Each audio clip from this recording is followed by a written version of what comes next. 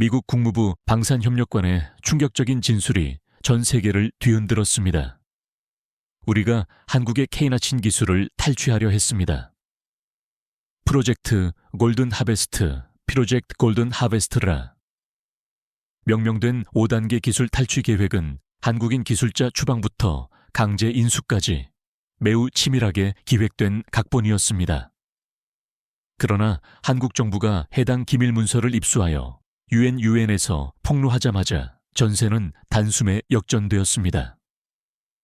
트럼프 행정부가 중국과 무엇이 다른가라는 BBC와 CNN의 헤드라인이 전 세계를 강타했고, 불과 72시간 만에 유럽 전체가 미국의 등을 돌리고 한국과 협력 관계를 구축하였습니다. 동맹국을 배신하려 했던 미국의 충격적인 실상이 지금 낱낱이 공개됩니다. 저는 이든 포스터이며 미 국무부 방산협력관으로 재직하고 있습니다. 그날 새벽 펜타곤에서 긴급 소집 명령이 떨어졌을 때만 해도 저는 평범한 회의가 될 것이라 짐작했습니다. 하지만 회의실에 들어서는 순간 심상치 않은 기운을 감지했습니다. 국방부 차관보인 커티스 벤스의 표정은 매우 경직되어 있었습니다. 신사숙녀 여러분, 우리는 심각한 문제에 직면했습니다. 벤스 차관보가 스크린을 켰습니다. ERCA, 이 프로그램의 완전한 실패를 인정해야만 합니다. 회의실은 술렁거렸습니다. ERCA는 미군의 차세대 자주포 개발 프로젝트였으며 6년간 수십억 달러를 투입한 야심작이었습니다. 포병 사거리를 기존 30km에서 70km로 확장하겠다는 원대한 목표를 가지고 있었습니다. 육군 기술 담당관이 깊은 한숨을 쉬며 보고했습니다. 포신이 하중을 견디지 못합니다. 500발도 채 발사하기 전에 균열이 발생하기 시작합니다. 이는 완전한 설계 오류입니다. 그렇다면 대안은 무엇입니까? 누군가 질문했습니다. 벤스 차관보는 새로운 슬라이드를 제시했습니다. 해답은 이미 존재합니다. 바로 이것입니다. 화면에 나타난 것은 한국의 K9 자주포였습니다. 저는 경악했습니다. 미국이 외국 무기 도입을 검토한다는 것은 사실상 백기투항과 다름없는 상황이었기 때문입니다. 이는 전 세계 자주포를 평가한 결과입니다. 벤스 차관보가 차트를 보여주었습니다. 정확도, 사거리, 발사속도, 기동성, 내구성, 이 모든 부문에서 K9이 압도적인 1위를 차지하고 있었습니다. 수치들은 충격적이었습니다. K9의 명중률은 98%에 달했던 반면 독일의 PH-2000은 92%, 영국의 AS-90은 89%에 불과했습니다. 연사속도는 분당 9발로 경쟁사 대비 50%나 더 빨랐습니다. 벤스 차관보가 특히 생산 속도를 강조했습니다. 한화 에어로스페이스는 즉시 납품이 가능하다고 합니다. 재고 물량을 먼저 보내고 추후 생산하는 방식이죠. CIA 분석관인 마야 정이 끼어들었습니다. 폴란드도 이 방식으로 진행했는데 계약 후 2달 만에 백문 분량을 수령했다고 합니다. 독일이 2년이 걸렸던 것에 비하면 놀라운 속도입니다. 저는 손을 들고 물었습니다. 그렇다면 한국과 구매 계약을 체결하면 되는 것 아닙니까? 벤스 차관보는 의미심장한 미소를 지었습니다. 단순한 구매가 아닙니다. 우리는 더 큰 그림을 구상하고 있습니다. 그가 다음 슬라이드를 넘겼고 프로젝트 골든 하베스트라는 제목이 떴습니다. 벤스 차관보가 설명을 시작했습니다. 한국에게 미국 내 생산을 조건으로 제시할 것입니다. 존스법 존스 액트를 활용해서 말입니다. 존스법은 미국 내 운송 및 제조를 보호하는 국수주의적 법안으로 사실상 외국 기업을 미국에 묶어두는 족쇄와 마찬가지였습니다. 한화가 미국의 공장을 건설하도록 유도합니다. 이후 기술 이전을 받고 노하우를 충분히 습득한 뒤 벤스 차관보는 잠시 말을 멈추었습니다. 시기가 되면 우리가 해당 법인을 인수합니다. 회의실에는 벤스 차관보의 충격적인 침묵만이 흘렀습니다. 이는 사실상의 기술 절도 계획이었습니다. 그것이 법적으로 가능할까요? 제가 조심스럽게 물었습니다. 벤스 차관보가 냉소적으로 웃으며 답했습니다. 중국이 반도체와 배터리 분야에서 써먹었던 수법입니다. 다만 우리는 더 세련되고 합법적인 방식으로 진행할 것입니다. 마야 정이 태블릿을 들어 보였습니다. 이미 전례가 있습니다. 조지아주 한국 공장들을 보십시오. 비자 문제를 빌미로 한국인 기술자들을 대량 추방했습니다. 공장과 기술만 남기고 사람은 내쫓은 것이죠. 바로 그것입니다. 벤스 차관보가 고개를 끄덕였습니다. K9에도 똑같이 적용하면 됩니다. 일단 미국에서 생산하게 하여 기술을 완전히 빼낸 다음 한국인 인력은 내보내는 방식입니다. 저는 불편함을 느꼈지만 이미 결정된 사안처럼 보여 아무 말도 할 수 없었습니다. 9월 말까지 제안서를 받아보겠다고 통보하십시오. 벤스 차관보가 지시했습니다.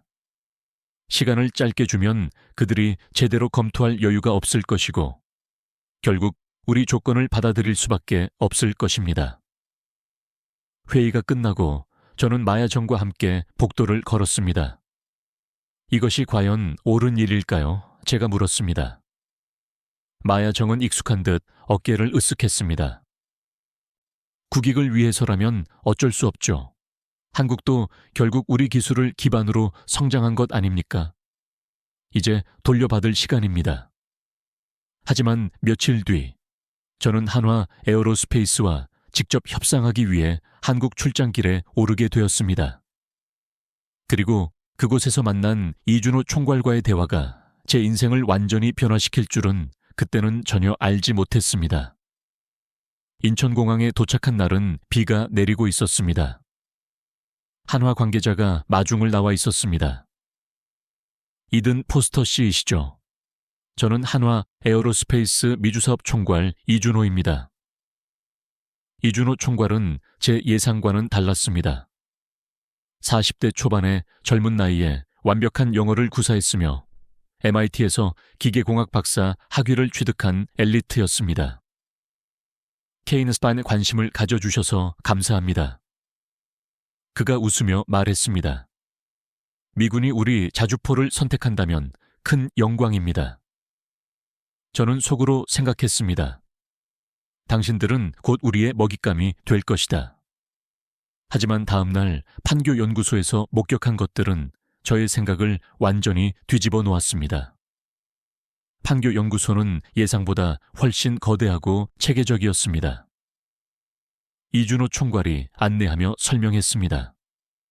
여기가 K9 생산 라인입니다. 월 최대 30대까지 생산 가능합니다. 저는 놀라움을 감추기 어려웠습니다. 자동화 시스템이 완벽했고 품질 관리 기준은 미국에 그것을 능가하고 있었습니다. 제가 물었습니다. 폴란드에 납품한 물량도 이곳에서 나간 것입니까? 네, 그리고 루마니아, 노르웨이, 이집트 물량도 이곳에서 생산되었습니다. 이준호 총괄이 자랑스럽게 말했습니다. 내년에는 호주와도 계약을 체결할 예정입니다. 회의실로 이동하면서 저는 본론을 꺼냈습니다. 미국 국방부에서 K9에 큰 관심을 보이고 있습니다. 다만 조건이 하나 있습니다. 들어보겠습니다. 이준호 총괄이 커피를 따르며 말했습니다. 미국 내 생산입니다. 존스법 규정상 미국에서 사용될 무기는 미국 본토에서 제조되어야 합니다. 순간 이준호 총괄의 표정이 굳었습니다. 미국의 공장을 건설하라는 말씀이십니까? 네, 텍사스나 엘라베메 생산시설을 구축하면 됩니다.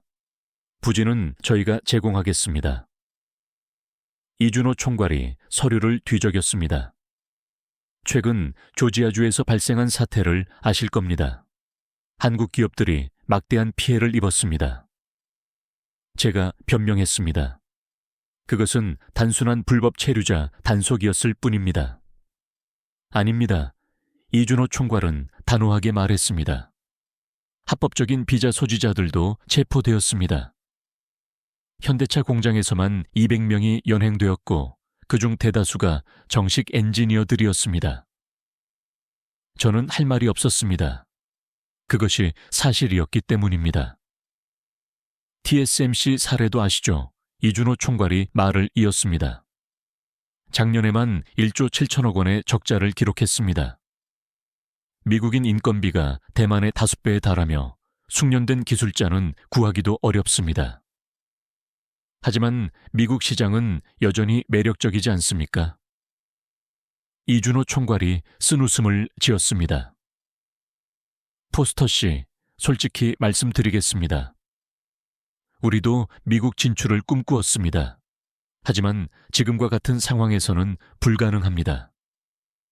그가 노트북을 열었습니다. 이것을 보십시오. 한미 관세 협상이 아직도 진행 중이며 3,500억 달러 규모입니다. 이것이 해결되지 않으면 우리가 한국에서 부품을 보낼 때마다 25%의 관세를 지불해야 합니다. 부품을 미국에서 조달하면 되지 않습니까? 불가능합니다.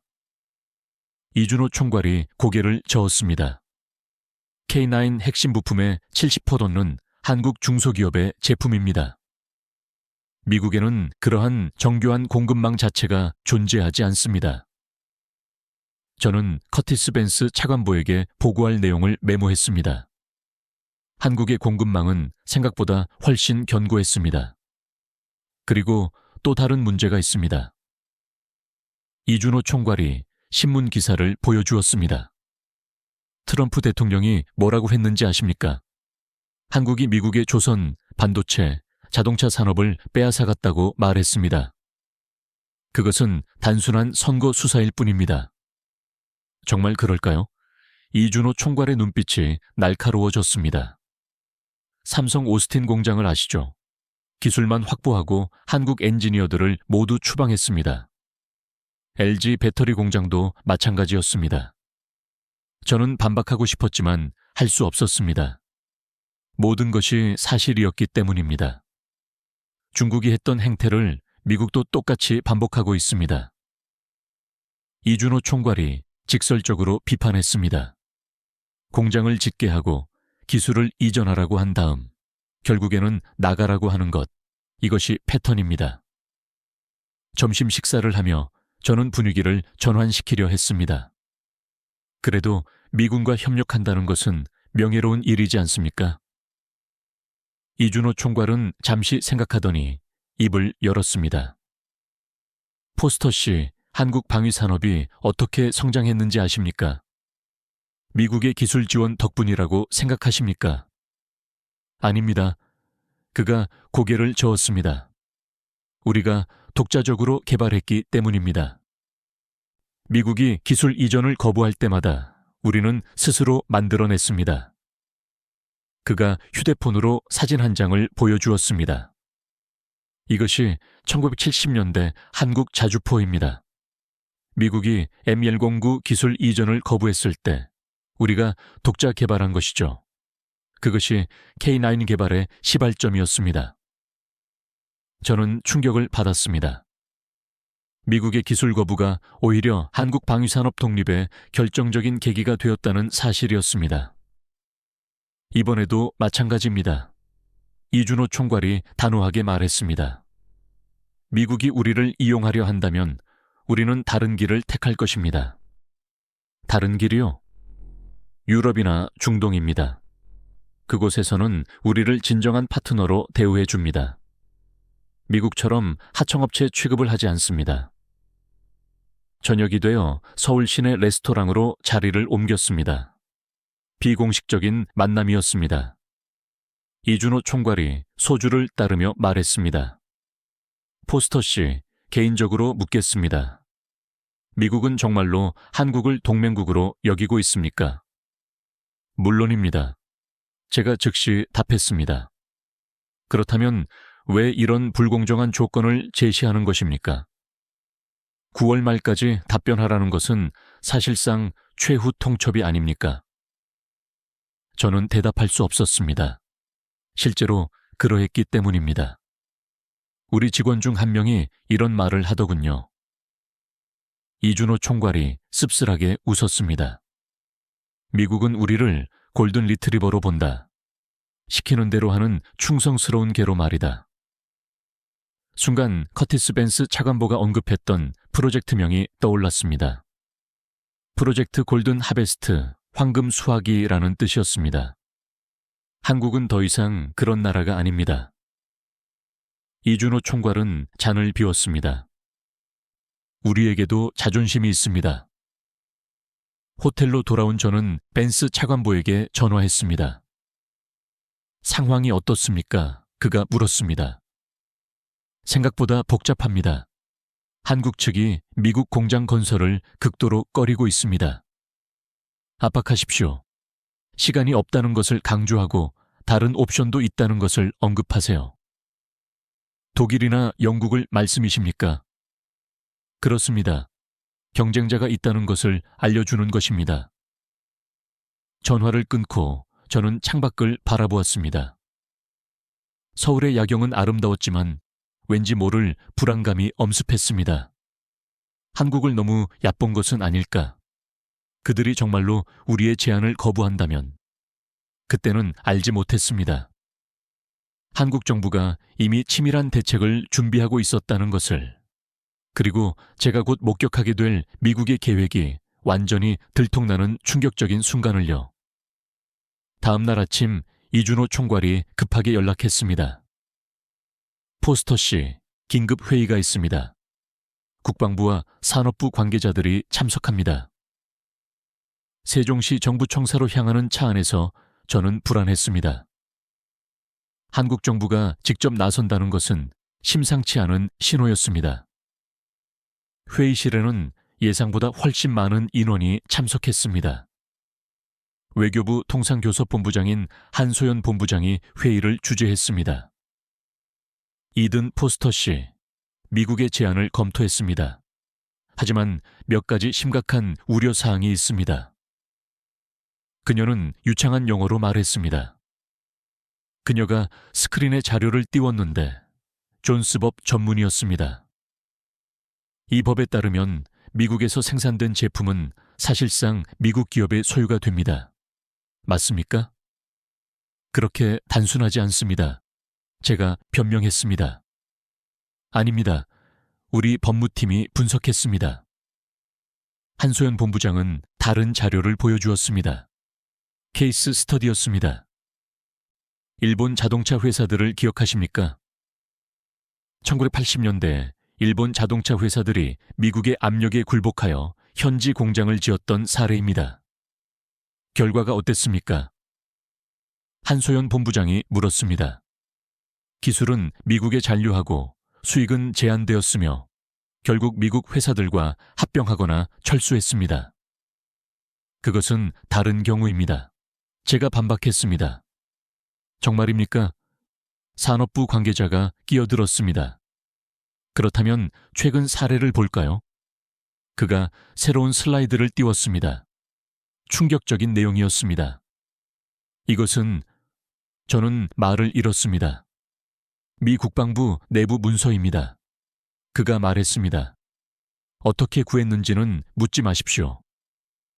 문서의 제목은 프로젝트 골든 하베스트 실행 계획이었습니다. 제가 참석했던 비밀 회의의 내용이 고스란히 담겨 있었습니다. 3단계를 보십시오. 한소연 본부장이 지적했습니다. 한국 기술자 단계적 축출. 4단계 핵심 기술 미국 이전. 5단계 한화 미국 법인 강제 인수. 저는 얼굴이 빨개졌습니다. 우리의 계획이 완전히 들통난 것이었습니다. 이래도 파트너십이라고 주장하실 수 있습니까? 이준호 총괄이 차갑게 물었습니다. 저는 대답할 수 없었습니다. 더 충격적인 것은 이겁니다. 한소연 본부장이 또 다른 문서를 보여주었습니다. CIA 보고서였습니다. 한국 방산기술 획득 전략이라는 제목이 붙어 있었습니다. 문서에는 한국의 핵심 방산기술 20가지가 나열되어 있었고 K9도 포함되어 있었습니다. 이것이 동맹국이 할 짓입니까? 국방부 관계자가 분노를 드러냈습니다. 이것은 산업 스파이 행위가 아닌가요? 저는 이런 것은 전혀 몰랐습니다. 제가 더듬거렸습니다. 몰랐다고요? 한소연 본부장이 냉소적으로 웃었습니다. 당신이 직접 참석한 회의 내용인데요. 저는 더 이상 변명할 여지가 없었습니다. 한국 정부의 입장을 전달하겠습니다. 한소연 본부장이 공식적인 어조로 선언했습니다. 첫째, 미국 내 생산 요구는 거부합니다. 둘째, 기술 이전 없는 완제품 수출만 가능합니다. 셋째, 이 조건이 불만이라면 거래하지 않겠습니다. 그럼 미국은 다른 곳에서 구매할 것입니다. 제가 간신히 말했습니다. 그러십시오. 이준호 총괄이 서류를 정리했습니다. 독일 PH2000은 대당 가격이 우리의 2배입니다. 납기는 3년이 걸리고요. 영국은 이보다 더 비쌉니다. 하지만 미국 시장을 포기하시겠습니까? 이미 포기했습니다. 한소연 본부장이 단호하게 말했습니다. 어제 폴란드와 추가 계약을 체결했습니다. 300대 추가 주문입니다. 저는 경악했습니다. 어제요? 네. 그리고 오늘 오후에는 루마니아 국방장관이 방한합니다. 100대 계약을 체결할 예정입니다. 이준호 총괄이 덧붙였습니다. 우리는 미국이 없어도 괜찮습니다. 유럽과 중동 시장이 더 크거든요. 회의가 끝나고 저는 한소연 본부장과 따로 대화를 나누었습니다. 이것은 미국에 대한 배신 행위입니다. 제가 말했습니다. 배신이요? 한소연 본부장이 되물었습니다. 누가 누구를 배신한 것입니까? 동맹국의 기술을 훔치려 한 것은 미국 아닙니까? 우리는 한국을 도왔습니다. 6.25 전쟁 때부터요. 한소연 본부장이 한숨을 쉬었습니다. 포스터 씨, 역사를 아십니까? 1970년대 미국이 한국에게 무슨 짓을 했는지. 닉슨 독트린 말씀이십니까? 주한미군을 철수하려 했었죠. 그래서 우리가 독자적인 방위력을 키운 것입니다. 미국이 가르쳐준 것이 아니라요. 그녀가 오래된 사진 한 장을 보여주었습니다. 이것이 1975년 한국이 최초로 자체 개발한 미사일입니다. 미국이 기술 제공을 거부했기 때문에 우리가 만든 것입니다. 그것은 과거의 일입니다. 과거가 반복되고 있습니다. 한소연 본부장이 날카롭게 지적했습니다. 조지아 사태가 우연이라고 생각하십니까? 계획된 것이었습니다. 증거가 있습니까? 그녀가 또 다른 문서를 꺼냈습니다. 국토안보부 내부 메모였습니다. 한국 기술자 우선 단속 지침이라고 적혀 있었습니다. 고급 기술 보유자를 타겟으로 하라는 지침이었습니다. 저는 충격에 휩싸였습니다. 우리 정부가 의도적으로 한국인들을 추방했던 것이었습니다. 이래도 미국을 신뢰하라고 하시겠습니까? 이준호 총괄이 물었습니다. 우리 엔지니어 가족들이 얼마나 큰 고통을 겪었는지 아십니까? 저는 부끄러웠지만 쉽게 인정할 수 없었습니다. 그래도 미국은 세계 최대의 방산 시장입니다. 맞습니다. 한소연 본부장이 고개를 끄덕였습니다. 하지만 함정이 너무 많은 시장이죠. 우리는 정정당당하게 경쟁할 수 있는 곳을 선택하겠습니다. 서울로 돌아오는 길, 이준호 총괄이 조용히 말했습니다. 포스터 씨, 개인적으로는 안타깝습니다. 당신은 좋은 사람 같지만 당신의 정부가 문제입니다. 저도 모든 것을 알지는 못했습니다. 압니다. 하지만 당신도 결국 그 시스템의 일부입니다. 호텔에 도착한 저는 즉시 벤스 차관보에게 전화했습니다. 완전히 실패했습니다.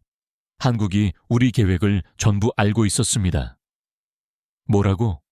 벤스 차관보가 소리쳤습니다. 어떻게 알았지? 전화 너머로 욕설이 들렸습니다. 플랜 B를 가동하세요. 벤스 차관보가 지시했습니다. 언론을 동원해서 한국을 압박하는 겁니다. 하지만 그때 제 이메일함에 무언가 도착했습니다. 발신인은 익명이었습니다. 제목은 당신이 알아야 할 진실이었습니다. 그 안에는 제 인생을 완전히 바꿔놓을 내용이 담겨 있었습니다. 이메일을 열자 오래된 문서 스캔본이 나타났습니다. 1973년에 작성된 미 국무부 기밀 문서였습니다. 제목은 한국 방산 기술 이전 차단 지침이었습니다. 한국이 독자적 방산 능력을 갖추는 것은 미국의 이익에 반한다. 모든 핵심 기술 이전을 차단하고 한국을 영구적인 구매자로 묶어두어야 한다고 명시되어 있었습니다. 저는 경악했습니다. 50년 전에도 똑같은 일이 벌어졌던 것입니다. 두 번째, 첨부 파일을 열었습니다. 누군가의 일기장이었습니다. 첫 페이지에 영어로 적혀 있었습니다. 로버트 포스터, 1951년에서 2019년. 포스터, 제 할아버지와 같은 성이었습니다. 저는 계속해서 읽어 내려갔습니다. 1973년 8월 15일, 오늘 한국 국방부 친구를 만났다. 그가 울면서 말했다. 미국이 또다시 배신했다고. M109 자주포 기술을 달라고 5년간 애원했지만 결국 거부당했다고. 다음 장을 넘겼습니다. 1973년 9월 2일, 한국이 독자 개발을 시작했다. 미국의 도움 없이 자주포를 만들겠다고 한다. 다들 불가능할 것이라 비웃었지만 1978년 5월 10일, 한국이 해냈다. K-105 자주포를 독자 개발했다. 미국제보다 못하지만 그들 스스로 이룬 것이다. 자랑스러우면서도 미안했다. 저는 멈출 수 없었습니다. 이것은 역사의 증언이었습니다. 1985년 3월 3일, 한국이 K-나움 개발을 시작했다. 이번에는 미국을 능가하겠다고 한다. 펜타곤은 비웃었지만 나는 그들이 해낼 것이라 믿는다. 1999년 12월 31일, 새 천년을 앞두고 생각한다. 한국은 더 이상 우리의 보호가 필요하지 않다. 오히려 우리가 그들을 붙잡고 있는 것은 아닐까. 마지막 페이지에 도달했습니다. 저는 떨리는 손으로 읽었습니다. 2019년 1월, 임종 직전. 내 손자가 국무부에서 일한다고 들었다. 이든이라는 아이다. 이 일기를 그에게 전해주고 싶다. 한국을 존중하라고. 그들은 우리가 생각하는 것보다 훨씬 강인하다고. 같은 실수를 반복하지 말라고. 저는 의자에서 벌떡 일어섰습니다. 이것은 제 할아버지 로버트 포스터의 일기였습니다. 한국전 참전 용사이자 전직 국무부 아시아 담당관이었던 분이었습니다. 이메일 발신자가 추가 메시지를 보냈습니다. 당신의 할아버지는 한국을 진정으로 이해했던 몇 안 되는 미국인이었습니다. 그의 유지를 따르시길 바랍니다. 한국의 버스로부터 라고 서명되어 있었습니다. 저는 즉시 어머니에게 전화했습니다. 엄마, 할아버지가 한국 관련 일을 하셨나요? 그럼 6.25 참전 후 국무부에서 30년간 한국 담당이셨잖아. 왜 할아버지가 일기를 쓰셨어요? 아, 그 낡은 일기장들? 다락방에 있을 거야. 할아버지가 한국 역사를 기록했다고 하셨는데. 전화를 끊고 저는 깊은 생각에 잠겼습니다. 할아버지가 50년 전에 경고하셨던 일을 우리는 또다시 반복하고 있었습니다. 다음 날, 저는 이준호 총괄을 다시 만났습니다. 어제 이메일을 보내신 분이 누구죠? 이준호 총괄이 미소 지었습니다. 중요합니까? 진실을 아는 것이 중요합니다. 할아버지의 일기를 어떻게 구하셨습니까? 한국 국방부 기록 보관소에 사본이 있었습니다. 당신의 할아버지가 직접 전달하신 겁니다. 언젠가 손자에게 전해지길 바라면서요. 저는 뭐라 말해야 할지 몰랐습니다. 포스터 씨, 역사는 반복됩니다. 이준호 총괄이 진지하게 말했습니다. 1973년에 미국이 기술 이전을 거부했을 때 우리는 독자 개발을 선택했습니다. 지금도 마찬가지입니다. 하지만 이번엔 다릅니다. 우리는 진정한 파트너십을 원합니다. 진짜요.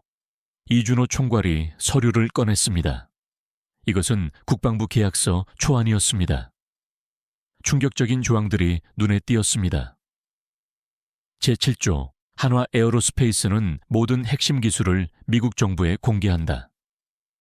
제12조 미국 정부는 필요시 한화, 미국 법인을 인수할 권리를 갖는다. 제15조 한국인 기술자는 미국 정부 요청 시 즉시 교체되어야 한다.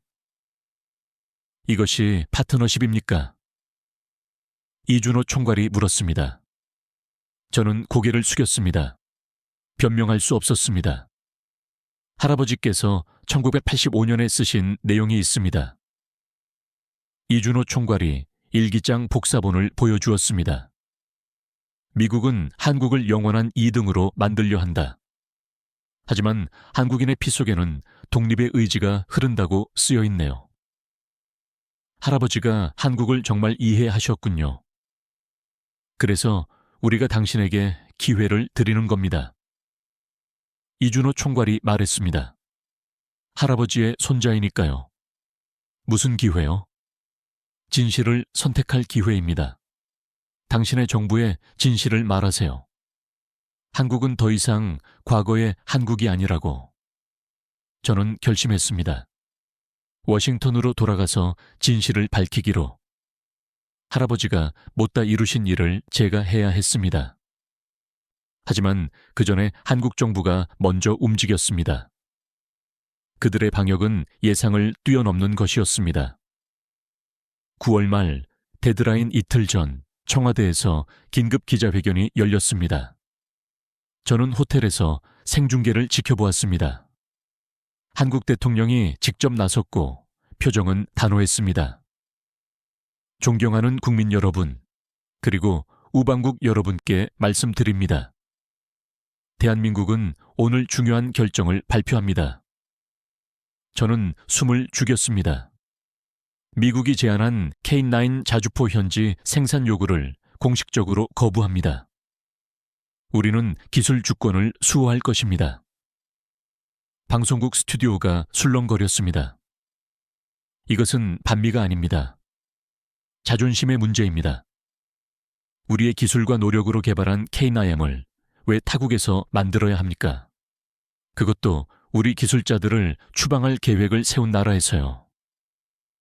대통령이 서류를 들어보였습니다. 제가 보았던 바로 그 문서들이었습니다. 프로젝트 골든 하베스트, 이 문서를 보십시오. 미국의 계획이 명백히 드러나 있습니다. 우리 기술을 약탈하고 우리 인력을 내쫓으려는 계획입니다. 제 전화가 끊임없이 울렸습니다. 펜스 차관보였습니다. 저는 받지 않았습니다. 대통령은 계속했습니다. 우리는 새로운 길을 걸을 것입니다. 이미 유럽 5개국과 협상을 개시했고 중동 3개국이 대기 중입니다. 화면이 바뀌며 한소연 본부장이 나타났습니다. 상세한 설명이 이어졌습니다. K9의 해외 수주 현황이었습니다. 폴란드 650대, 루마니아 200대, 노르웨이 150대, 이집트 300대, 호주 250대, 총 협총 250대가 이미 계약되었거나 협상 중이었습니다. 기자들은 놀랐습니다. 엄청난 규모였기 때문입니다. 반면 미국은 단 200대를 조건부로 제안했습니다. 그것도 우리의 기술을 전부 내놓으라는 조건이었습니다. 어느 쪽을 선택해야 하겠습니까? 한 기자가 질문했습니다. 미국과의 관계 악화는 걱정하지 않으십니까? 우리는 미국과 적이 되기를 원하지 않습니다. 한소연 본부장이 대답했습니다. 하지만 종속 또한 거부합니다. 우리는 대등한 관계를 원할 뿐입니다. 중국이 접근하고 있다는 소문이 있는데요. 사실입니다. 폭탄 발언이었습니다. 중국이 캐파너 10,000대 구매를 제안했습니다. 하지만 거절했습니다. 우리는 가치를 공유하는 국가들과 협력합니다. 저는 이준호 총괄에게 문자를 보냈습니다. 이것이 계획이었습니까? 답장이 왔습니다. 아닙니다. 이것은 시작일 뿐입니다. 오후에는 더 충격적인 발표가 있었습니다. 한화 에어로스페이스의 기자회견이었습니다. 한화 회장이 직접 나섰습니다. 우리는 새로운 전략을 발표합니다. 유럽 현지 생산입니다. 또다시 장내가 술렁거렸습니다. 폴란드 정부와 합작 투자를 합의했습니다. 폴란드에 공장을 건설하고 유럽 전체에 공급합니다. 폴란드는 부지와 인력을 제공하고 우리는 기술을 제공합니다. 50대 50 지분입니다. 미국과 다른 점이 무엇입니까? 한 기자가 물었습니다. 폴란드는 우리 기술자들을 환영합니다. 영주권을 즉시 제공하고 자녀 교육도 지원합니다. 무엇보다 우리를 존중합니다. 저는 벤스 차관보에게 전화했습니다. 재앙입니다. 그가 소리쳤습니다. 한국이 유럽과 손을 잡으면 우리는 완전히 배제됩니다. 제가 경고하지 않았습니까? 한국을 너무 압박했다고. 닥치세요. 당신이 일을 망친 겁니다. 저는 전화를 끊어버렸습니다. 더 들을 가치가 없었습니다. 저녁, 이준호 총괄과 비공식적인 만남을 가졌습니다. 왜 이렇게까지 하시는 겁니까? 포스터 씨, 우리도 생존해야 합니다. 이준호 총괄이 진지하게 말했습니다. 조지아 사태를 보셨잖아요. 우리 직원 가족들이 새벽에 강제로 끌려갔습니다. 아이들이 울부짖는데 우리가 뭘 할 수 있었겠습니까? 저는 말문이 막혔습니다. 김 과장이라는 직원이 있습니다. MIT 박사 출신인데 조지아 공장에서 근무했죠. 비자도 완벽했습니다. 그런데 어느 날 새벽 ICE 요원들이 들이닥쳤습니다. 그건 실수였을 겁니다. 실수요. 이준호 총괄이 웃었습니다. 그의 이름이 명단에 있었습니다. 고급 기술자 우선 단속 명단이요. 이준호 총괄이 한 가족의 사진을 보여주었습니다. 김 과장의 가족입니다. 큰아이가 하버드에 합격했지만 아빠가 추방되면서 모든 것이 물거품이 되었죠. 죄송합니다. 죄송하다는 말로 해결될까요? 이준호 총괄의 목소리가 높아졌습니다. 우리가 왜 미국을 신뢰해야 합니까? 언제든지 우리를 내칠 나라를. 저는 대답할 수 없었습니다. 폴란드 총리가 직접 전화했습니다. 이준호 총괄이 말을 이었습니다. 한국 기술자들을 최고로 대우하겠다고, 시민권도 주고 자녀 교육도 무상으로 지원하겠다고요. 그것이 진심일까요? 적어도 새벽에 우리 직원을 끌고 가 구금하지는 않겠죠. 다음 날, 더 충격적인 소식이 전해졌습니다. 독일과 프랑스가 한국 편에 선 것입니다. 독일 국방장관이 성명을 발표했습니다. 한국의 결정을 전적으로 지지한다. 기술 주권은 존중되어야 한다. 프랑스도 동참했습니다.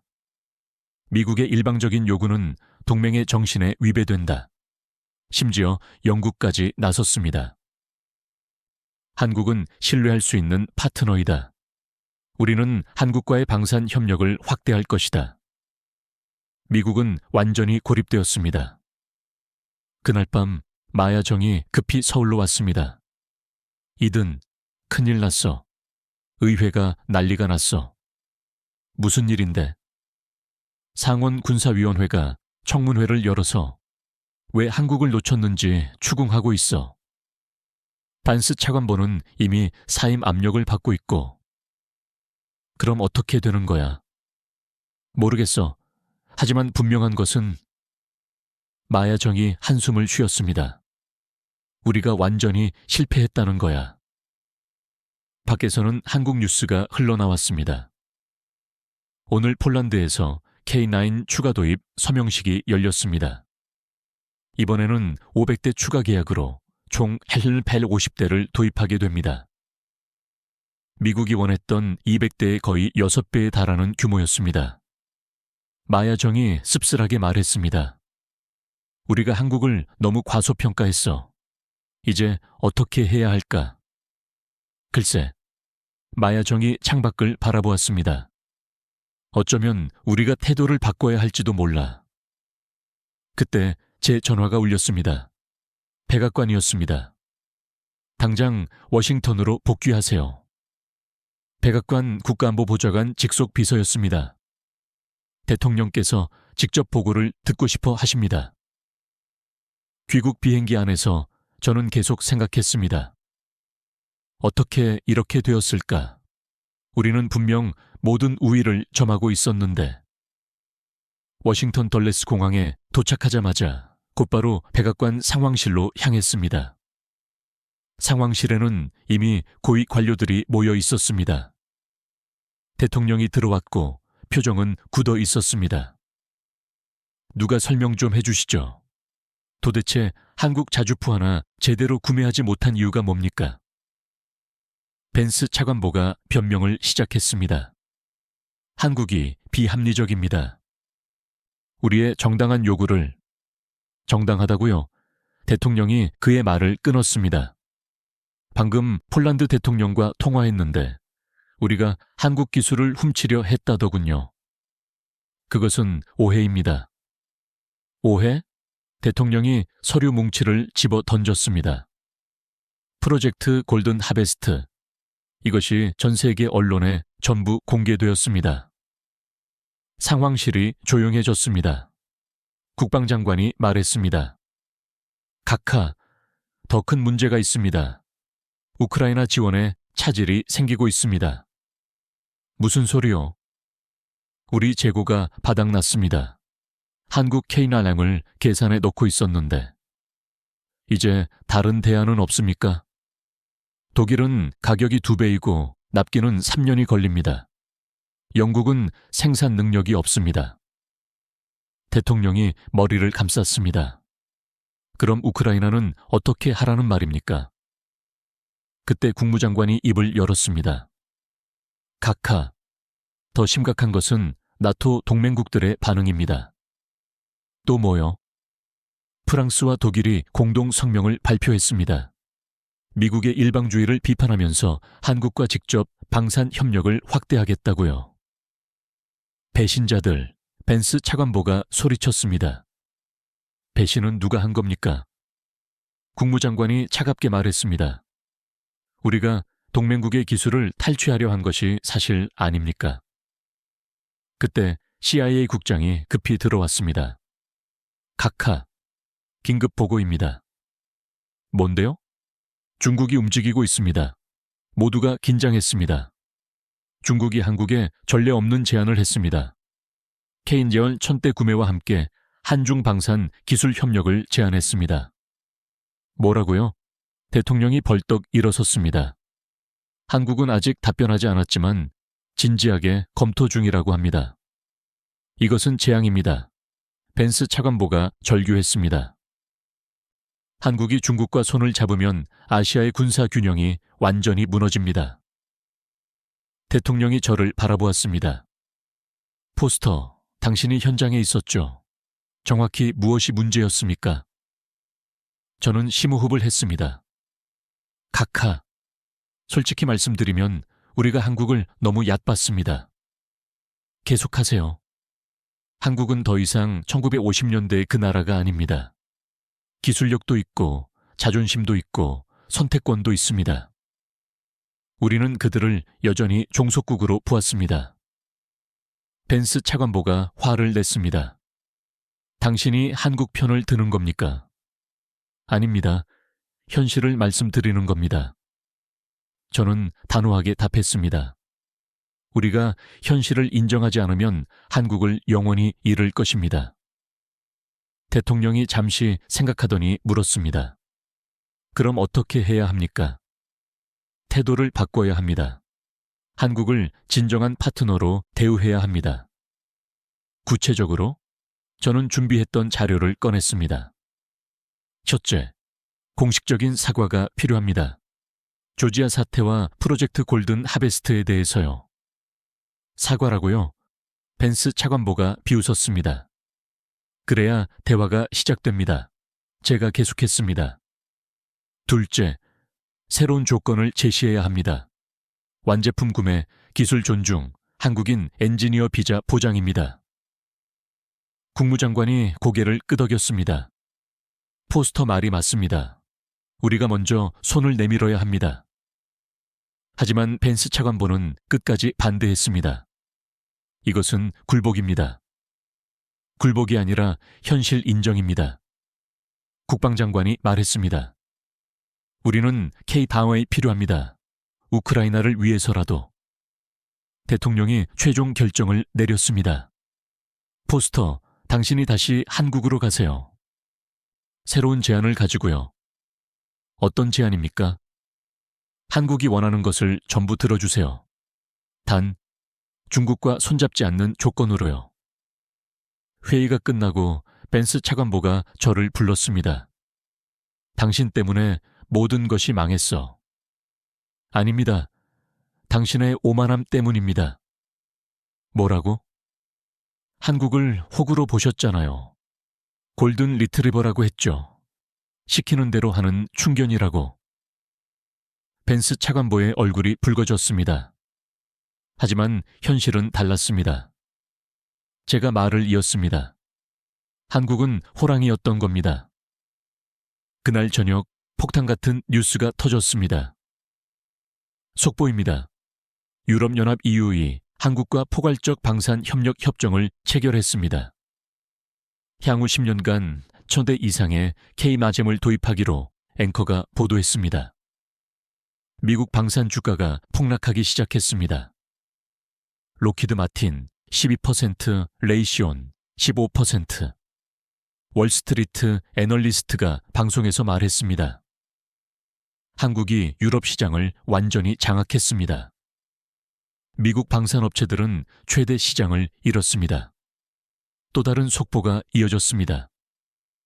호주, K-조임은 400대 추가 도입 발표. 미국제 M-리건9 팔라딘 계약을 취소하고 저는 이준호 총괄에게 문자를 보냈습니다. 다시 만날 수 있을까요? 답장이 왔습니다. 이제 미국이 선택할 차례입니다. 적이 될지 친구가 될지. 다시 서울로 향하기 전 폴란드 대사관에서 연락이 왔습니다. 폴란드 국방장관이 이든 포스터 씨를 만나고 싶어 한다는 것이었습니다. 워싱턴에 오셨다는 것이었습니다. 의외의 제안이었지만 중요한 기회였습니다. 폴란드가 왜 미국 대신 한국을 선택했는지 직접 들을 수 있었기 때문입니다. 폴란드 대사관 회의실에서 마리오 코발스키 국방장관이 저를 맞았습니다. 포스터 씨, 미국이 우리를 이해하지 못하는 것 같아 직접 설명하러 왔습니다. 들어보겠습니다. 우리는 하이마스를 원했습니다. 2년을 기다렸죠. 미국은 뭐라고 했는지 아십니까? 2027년까지 기다리라고. 우크라이나 전쟁이 바로 옆에서 벌어지는데 3년을 기다리라고요. 그들의 생산 능력이 한계에 달했습니다. 한국은 달랐습니다. 코발스키 장관이 말을 끊었습니다. 계약 후 2달 만에 백문 물량이 도착했습니다. 우리 군이 긴급히 필요하다고 하니 한국군 재고에서 빼서 보내주었습니다. 그것이 가능했습니까? 한국 국방장관이 직접 결정했다고 합니다. 동유럽의 안보가 곧 자유진영 전체의 안보라면서요. 코발스키 장관이 태블릿을 보여주었습니다. 폴란드 군사훈련장 영상이었습니다. 보십시오. 캐치냐임으로 훈련하는 우리 군인들입니다. 미소가 보이십니까? 왜일까요? 장비가 좋아서? 아닙니다. 한국 교관들이 가족처럼 대해주었기 때문입니다. 미군 교관들은 우리를 2등 시민 취급했지만 한국인들은 진정한 형제처럼 가르쳐 주었습니다. 충격적인 말이었습니다. 더 중요한 것은 기술 이전입니다. 코발스키 장관이 계속했습니다. 미국은 블랙박스로 제공합니다. 고장나면 미국에 보내야 하죠. 한국은 수리 방법을 가르쳐주고 부품 생산도 허락했습니다. 그럼 폴란드가 독자 생산을 5년 안에 가능할 것입니다. 한국이 도와준다면요? 이것이 진정한 동맹 아닙니까? 저는 할 말이 없었습니다. 우리는 동맹국을 고객으로만 보았지만 한국은 진정한 파트너로 대했던 것입니다. 포스터 씨, 전할 메시지가 있습니다. 코발스키 장관이 진지해졌습니다. 폴란드뿐 아니라 체코, 슬로바키아, 루마니아, 불가리아가 한국과 방산 동맹을 맺을 것입니다. 나토는 어떻게 되는 겁니까? 나토는 유지됩니다. 하지만 무기는 한국제로 바뀔 것입니다. 더 저렴하고 더 우수하며 더 빠르니까요. 회의가 끝나고 코발스키 장관이 악수를 청했습니다. 미국도 변화해야 합니다. 세상이 바뀌었습니다. 서울로 가는 비행기 안에서 계속 생각했습니다. 우리는 정말로 세상이 바뀐 것을 몰랐던 것일까? 인천공항에 도착했을 때 저는 놀라운 광경을 목격했습니다. 유럽 각국 국방 관계자들이 대거 입국하고 있었습니다. 저기 독일 국방 차관이네요. 옆 사람이 말했습니다. 프랑스 육군 참모총장도 있고요. 이탈리아, 스페인, 그리스까지 한국이 유럽 방위산업의 메카가 되고 있었습니다. 이준호 총괄을 만난 곳은 판교가 아닌 창원이었습니다. 한화 에어로스페이스의 주력 공장이 있는 곳입니다. 여기 보십시오. 이준호 총괄이 생산 라인을 가리켰습니다. 24시간 풀가동 중입니다. 주문이 밀려서요. 얼마나 밀렸습니까? 3년치입니다. 유럽에서만 2,000대, 중동에서 800대, 아시아에서 500대. 미국 물량은 없군요. 이준호 총괄이 저를 보았습니다. 미국이 먼저 손을 내밀면 자리는 있습니다. 단, 줄을 서야겠지만요. 공장을 둘러보다 특별한 구역을 발견했습니다. K9PL이라고 적혀 있었습니다. 폴란드 버전입니다. 이준호 총괄이 설명했습니다. 폴란드가 원하는 사양으로 개조했습니다. 엔진도 폴란드가 선호하는 독일제로 교체했고요. 미국 기업은 절대 하지 않는 일이죠. 그래서 우리가 이기는 겁니다. 고객이 원하는 것을 만드니까요. 점심은 창원 시내의 작은 식당에서 먹었습니다. 포스터 씨, 새로운 미국 제안이 뭡니까? 완제품 구매, 기술 존중, 비자 보장. 그리고 저는 잠시 멈췄습니다. 공식 사과입니다. 이준호 총괄이 놀랐습니다. 미국이 사과를? 저도 믿기 힘들지만 대통령이 직접 지시했습니다. 늦었지만 다행입니다. 이준호 총괄이 고개를 끄덕였습니다. 하지만 조건이 있습니다. 무엇입니까? 첫째, 구매 수량 확약. 최소 500대에 검토하겠습니다.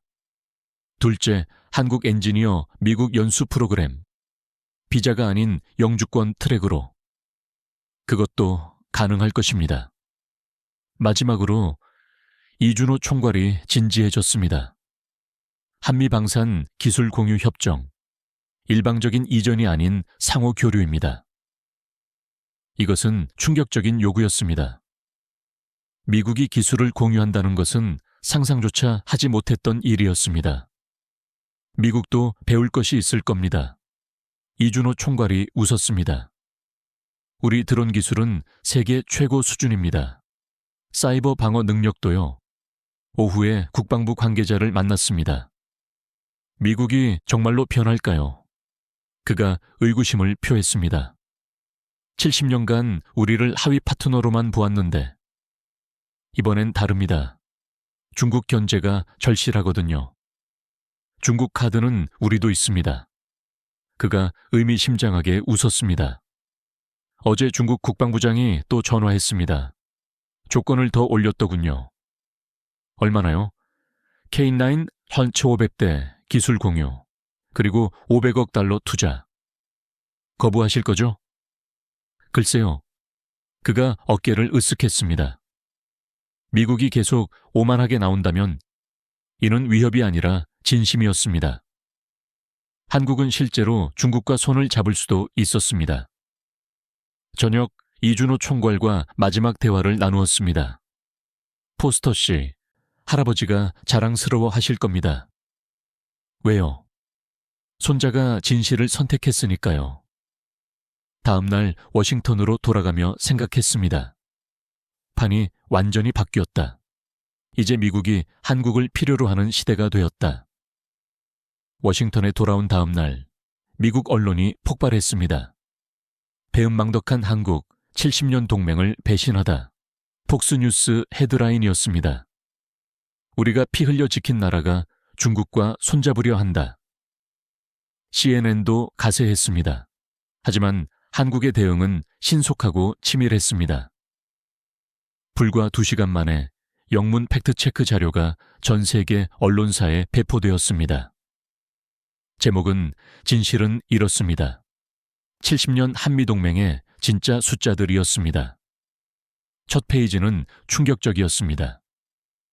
한국전쟁 이후 한국이 미국에 지불한 금액, 방위비 분담금 누적 580억 달러, 미군 기지 제공 토지 가치 2천억 달러, 베트남전 파병 대가로 받지 못한 비용 300억 달러.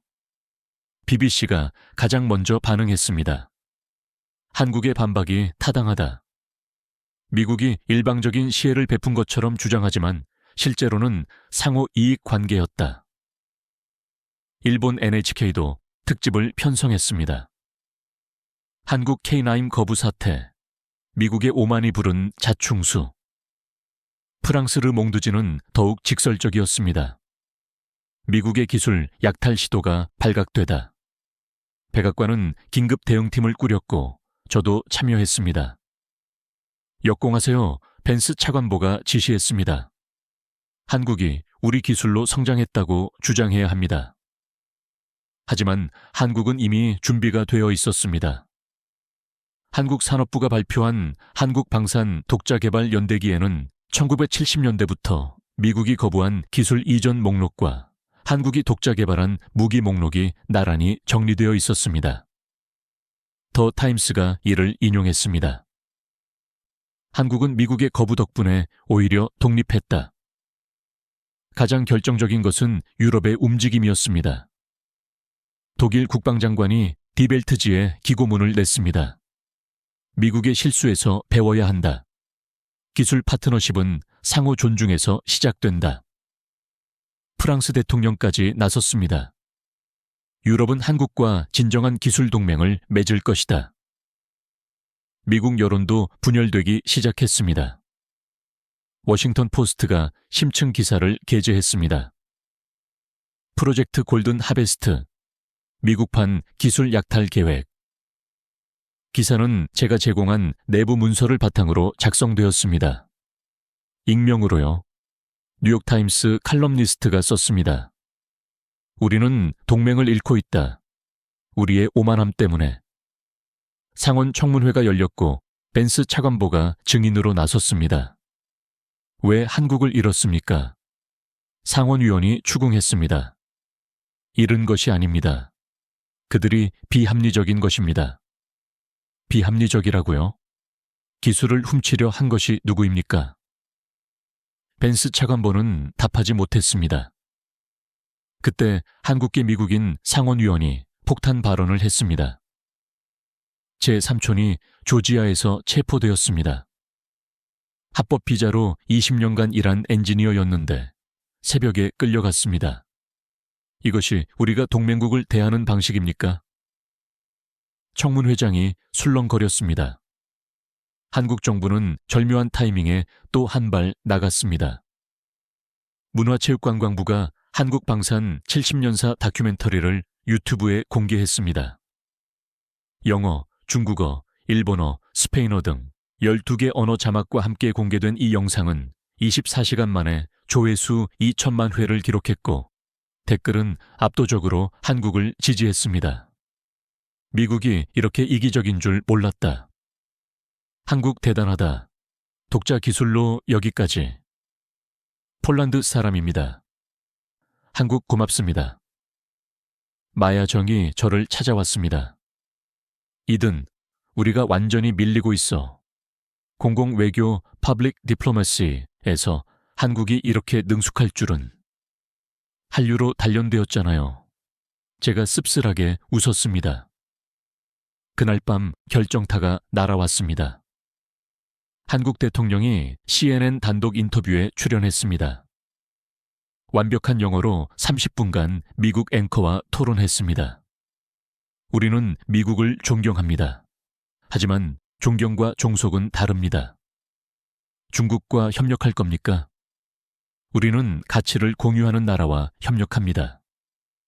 미국이 우리를 존중한다면 당연히 미국이죠. 프로젝트 골든 하베스트에 대해 어떻게 생각하십니까? 실망스럽습니다. 동맹이 서로를 속인다는 것은 슬픈 일입니다. 인터뷰 후 CNN 여론조사 결과 한국 입장이 정당하다가 98%에 달했습니다. 백악관은 백기를 들었습니다. 대통령 대변인이 발표했습니다. 미국은 한국과의 소통 부재를 인정합니다. 조지아 사태에 대해 유감을 표합니다. 하지만 한국 외교부 대변인의 반응은 차가웠습니다. 유감이 아닌 공식 사과가 필요합니다. 공은 다시 미국으로 넘어왔습니다. 상원 청문회가 끝난 뒤 저는 중대한 결심을 했습니다. 의회 내부 고발자로 나서기로 한 것입니다. 하지만 먼저 만날 사람이 있었습니다. 마야 정이었습니다. 마야, 우리가 했던 일이 옳다고 생각하니? 조용한 카페에서 마야 정은 한참 동안 커피잔만 돌렸습니다. 솔직히 모르겠어. 처음에는 당연히 국익이라고 생각했는데 지금은 우리가 동맹의 의미를 잊었던 것 같아. 마야 정이 한숨을 쉬었습니다. 중국이 한국에 손을 내밀고 있잖아. 우리 때문에. 프로젝트 골든 하베스트. 당신도 알고 있었죠? 마야 정이 고개를 끄덕였습니다. CIA도 참여해서 한국 방산기업 정보를 수집했지. 그때는 그게 옳다고 생각했어. 임무라고 생각했지. 하지만 마야 정이 망설였습니다. 조지아에서 한국 가족들이 울던 모습을 봤어. 그때 깨달았어. 우리가 괴물이 되어가고 있다는 것을. 저는 결심을 털어놓았습니다. 의회에 증언하려고 해요. 마야 정이 깜짝 놀랐습니다. 커리어는 끝이야. 할아버지 일기를 읽었어요. 50년 전에도 같은 일이 있었더군요. 그때도 미국은 한국을 얕봤고 한국은 독자 생존을 선택했죠. 그래서 이번엔 다르게 끝내고 싶어요. 진실을 말해서 관계를 회복하는 겁니다. 마야 정이 잠시 생각하더니 가방에서 USB를 꺼냈습니다. 이게 뭐죠? 프로젝트 골든 하베스트 전체 파일이야. CIA 파트까지 포함해서. 왜 이걸? 나도 진실편에 서고 싶어.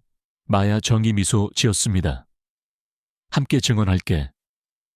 다음 날 하원 외교위원회 긴급 청문회가 열렸습니다.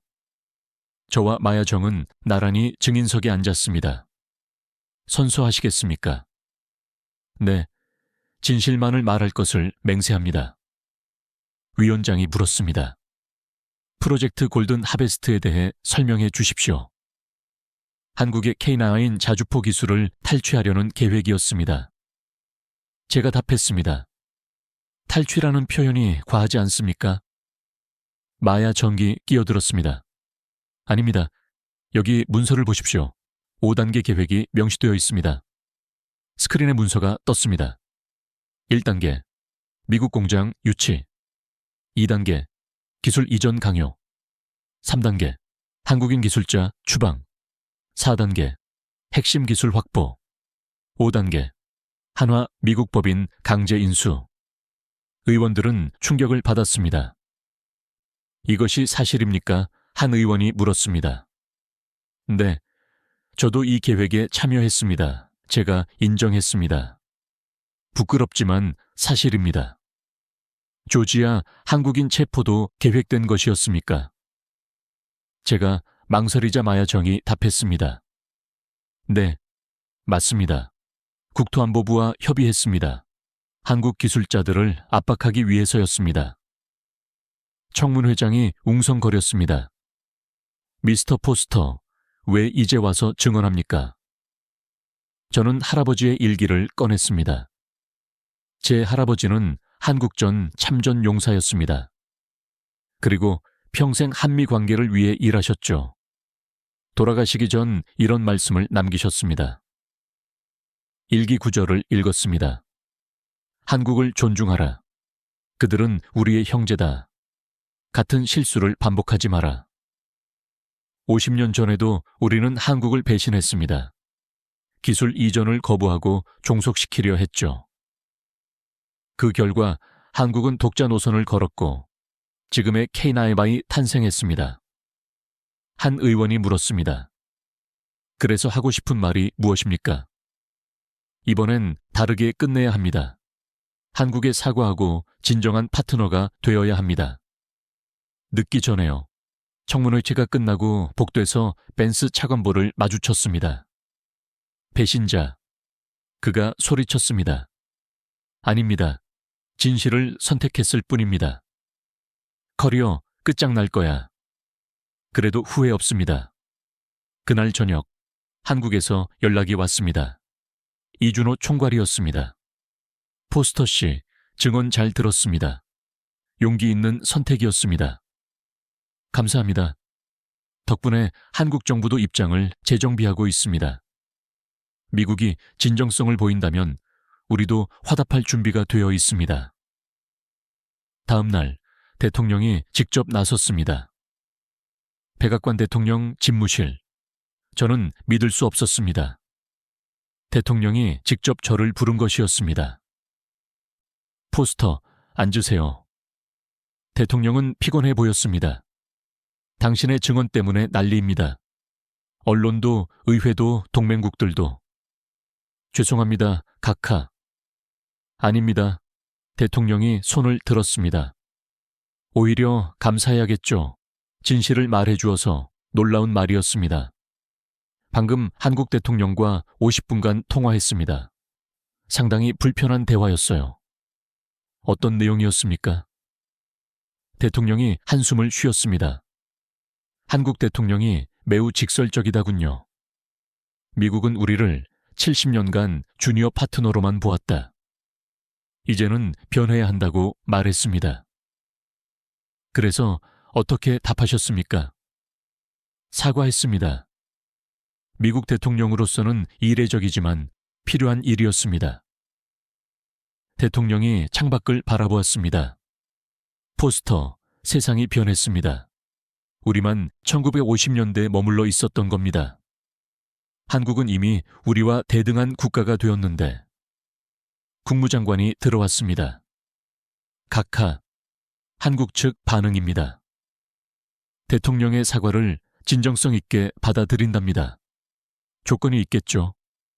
네, 3가지입니다. 국무장관이 문서를 펼쳤습니다. 첫째, 조지아 사태 피해자들에 대한 공식 사과와 배상.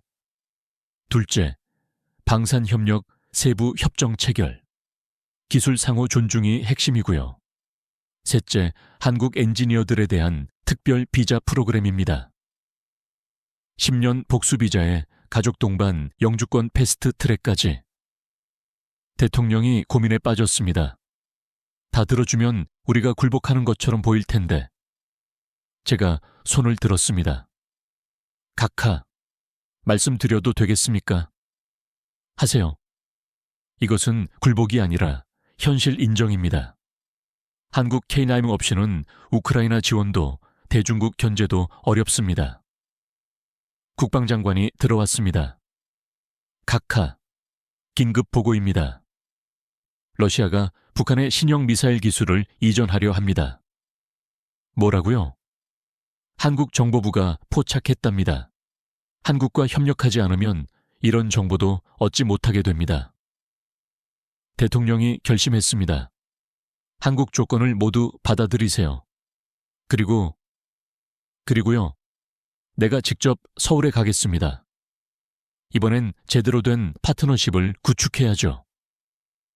일주일 후 에어포스원이 서울에 착륙했습니다. 저도 수행단에 포함되었습니다. 공항에서 한국 대통령이 직접 영접했습니다. 이례적인 일이었습니다. 환영합니다, 대통령 각하. 초대해 주셔서 감사합니다.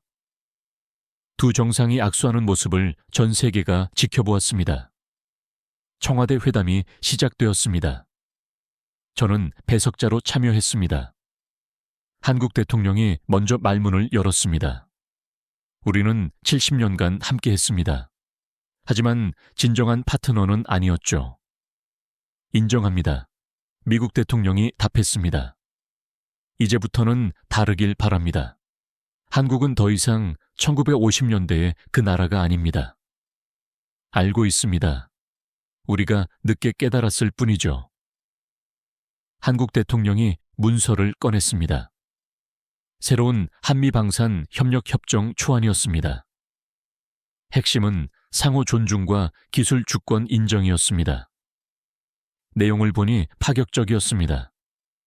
미국은 한국 기술을 인정하고 한국은 미국과 전략무기를 공동 개발한다. 수익도 50대 50으로 나눈다. K9은 어떻게 되나요? 미국 대통령이 물었습니다. 미국이 원하는 500대를 우선 공급하겠습니다. 단 완제품 수입 조건으로요. 가격은 동맹 특별가로 하죠. 단위당 20% 할인. 미국 대통령이 놀랐습니다. 그렇게 해 주신다고요? 동맹이니까요. 한국 대통령이 미소 지었습니다. 진정한 동맹 말입니다. 이준호 총괄도 회의에 참석했습니다. 제게 눈인사를 보냈습니다. 기술 협력 부분을 설명하겠습니다. 이준호 총괄이 발표를 시작했습니다. 한국은 드론과 자주포 기술을, 미국은 스텔스 및 엔진 기술을 공유합니다. 그럼 차세대 무기를 공동 개발하자는 것인가요? 네. 이름도 정했습니다. K-8 자주포, 코리아 아메리카 합작품이죠. 회의가 순조롭게 진행되었습니다. 마지막에 한국 대통령이 특별한 제안을 했습니다. 조지아 피해자들을 위한 기금을 공동으로 조성하면 어떨까요? 좋은 생각입니다. 그리고 한 가지 더. 이든 포스터 씨를 한미방산협력위원회 공동의장으로 추천합니다. 저는 깜짝 놀랐습니다. 미국 대통령도 놀란 눈치였습니다. 진실을 말한 용기 있는 사람이 필요합니다. 한국 대통령이 설명했습니다. 양국을 모두 이해하는 사람이요. 미국 대통령이 저를 보았습니다. 포스터 어떻습니까? 영광입니다. 각하. 회담이 끝나고 공동 기자회견이 열렸습니다. 오늘 우리는 새로운 역사를 시작합니다. 미국 대통령이 선언했습니다. 한미동맹, 이전과는 다른 시대를 여는 것입니다. 한국 대통령이 이어받았습니다. 과거의 수직적 관계에서 수평적 관계로. 이것이 새 시대의 정신입니다. 기자들의 질문이 쏟아졌지만 두 정상은 자신감에 차 있었습니다. 그날 밤 청와대 만찬이 열렸습니다. 청와대 만찬장은 화기애애한 분위기였습니다. 미국 대통령이 건배사를 했습니다. 70년 전 우리는 폐허에서 만났습니다. 오늘 우리는 대등한 파트너로 다시 만납니다. 새로운 70년을 위하여 한국 대통령도 화답했습니다. 함께 걸어온 길에 감사하며 함께 걸어갈 길을 기대하며 만찬 중 구체적인 협력 방안들이 논의되었습니다. 한화 회장이 프레젠테이션을 했습니다. 한미 합작 생산 모델을 제안합니다. 한국에서 핵심 부품을, 미국에서 최종 조립을, 일자리는 나누고 기술은 공유하는 방식입니다. 록히드 마틴 CEO도 화상으로 참여했습니다. 훌륭한 아이디어입니다. 우리도 한국의 생산 효율성을 배우고 싶었습니다. 국방장관들끼리 실무회의도 있었습니다. 우크라이나 지원을 공동으로 하면 어떨까요? 한국 국방장관이 제안했습니다. 구체적으로요. 한국이 K9 300대를 즉시 제공하고 미국이 수송과 훈련을 담당하는 겁니다. 비용은 50대 50으로 나눕니다. 자유진영 공동 책임이니까요. 미국 국방장관이 감탄했습니다. 한국이 이렇게 적극적일 줄은. 우리도 국제사회에 대한 책임이 있습니다. 한국 국방장관이 답했습니다. 이제 받기만 하는 나라가 아닙니다. 저는 이준호 총괄과 따로 시간을 가졌습니다. 포스터 씨, 공동의장 축하드립니다. 당신 덕분입니다. 진실을 알려주셔서. 아닙니다. 당신이 용기를 낸 거죠. 이준호 총괄이 서류를 건넸습니다. 한미방산협력위원회의 첫 번째 프로젝트 제안서입니다. 벌써 준비했어요? K2 에이브람스, 한국 포탑을 미국 전차에 얻는 프로젝트입니다. 흥미로운 아이디어였습니다. 미국 전차 차체는 튼튼하지만 포탑이 약하고 한국 포탑은 정확하지만 차체가 약하죠. 합치면 완벽한 전차가 되겠네요. 바로 그겁니다. 서로의 강점을 합치는 것. 다음 날 양국 정상은 판문점을 방문했습니다. 상징적인 장소였습니다. 이곳에서 전쟁이 멈췄고 이곳에서 새로운 시작을 하는군요. 미국 대통령이 감회에 젖었습니다. 맞습니다. 대립에서 협력으로 한국 대통령이 답했습니다. 두 정상은 함께 군사분계선을 넘었다 돌아왔습니다. 평화와 협력의 상징적인 행동이었습니다. 그 순간 북한이 미사일을 발사했습니다. 도발입니다. 한미 군 관계자가 보고했습니다. 하지만 두 정상은 침착했습니다. 함께 대응합시다. 미국 대통령이 말했습니다. 그럼요. 이제 우리는 진짜 한 팀이니까요. 한국 대통령이 답했습니다. 30분 만에 한미 공동 대응이 이루어졌습니다. 한국의 정보 자산과 미국의 타격 능력이 완벽하게 결합되었습니다.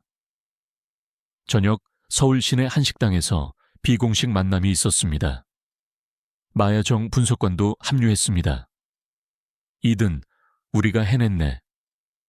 아직 시작일 뿐입니다. 한소연 본부장이 말했습니다. 이제부터가 진짜입니다. 말이 아닌 행동으로 보여줘야죠. 첫 프로젝트가 중요할 것 같습니다. 제가 말했습니다. 이미 준비되었습니다. 이준호 총괄이 웃었습니다. K97 미국 버전 US K9. 미 육군 요구사항에 맞춰 개조하는 겁니다. 기술 유출 걱정은 없나요? 상호 신뢰 협정을 맺을 겁니다. 한국 기술도 보호받고 미국 기술도 보호받는. 다음 날 협정 서명식이 열렸습니다. 한미방산전략동맹 협정이라는 이름으로요. 주요 내용은 이랬습니다. 기술 주권 상호 인정, 공동개발 프로젝트 추진, 제3국 공동수출, 인력 교류 확대, 분쟁 해결 메커니즘. 서명하는 순간 역사가 바뀌는 것을 느꼈습니다. 미국 대통령이 귀국 직전 말했습니다. 포스터, 당신이 진실을 말하지 않았다면 이 모든 것이 불가능했을 겁니다. 할아버지가 원하셨던 일을 한 것뿐입니다.